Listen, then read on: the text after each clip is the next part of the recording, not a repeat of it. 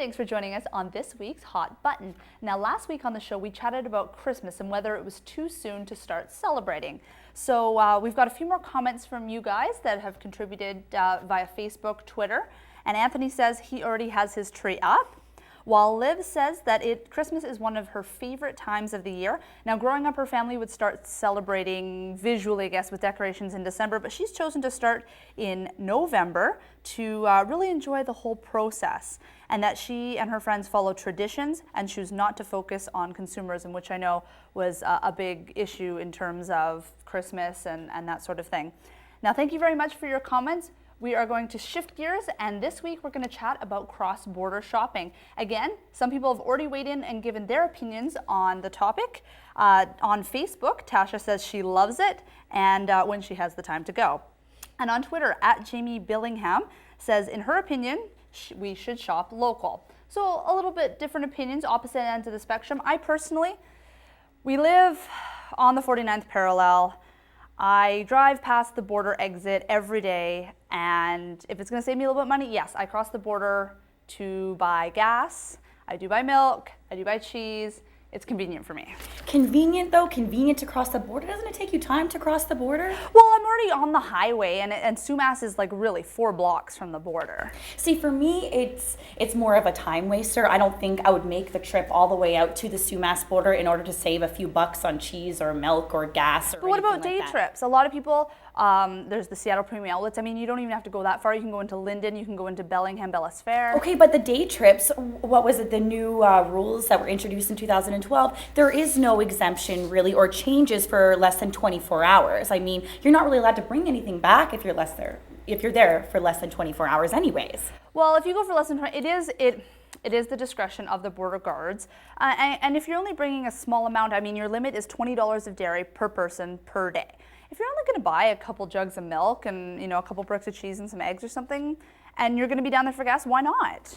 But don't you think it's better to support locally, to support the local farmers, to support the local retailers, keep that money in the economy? And it's also better for the environment. You're not having to get your food shipped halfway across the world. You can buy within a 100-kilometer radius. Now, I personally do a lot of driving, so the gas tax in Canada is, it is what it is. And it costs me quite a bit. So for me to take that little bit of extra time, get off the highway, go south of the border, I'm saving, for me, $8 a tank is worth it.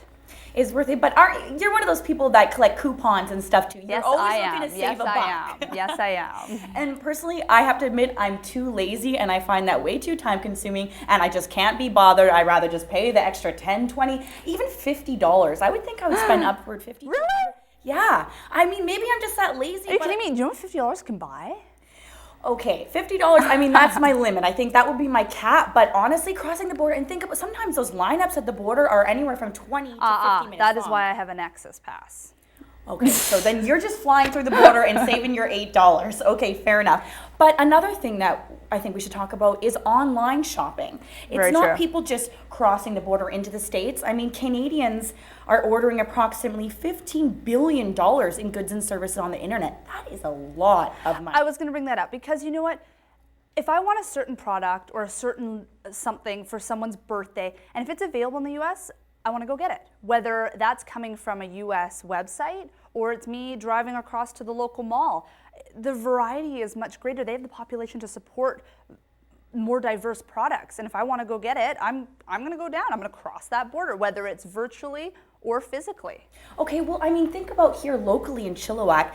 We have a very strong, arts community, and there's lots of people out there creating amazing gifts that, you can give for a birthday present or a Christmas present or whatever holiday. And doesn't it make you feel good to support those local artists? A lot of them are starving artists. They need that, $15, $20 of that, whether you're buying a bracelet or a necklace or a handmade sweater or something Very like true. that. Everyone's trying to make a buck though, right? Everyone's trying it. That's the rule of thumb of business. So I guess really ultimately when it comes down to it, money does speak loudly. And if I can save $5, if I can save $10 here and there, I'm gonna do it. Okay, well, for you, it comes down to money, and for me, it comes down to time. It takes too much time to be crossing that border to try and save a buck. So, what about you? What do you think? What are your thoughts? Are you willing to cross over into the United States to save a little bit of money?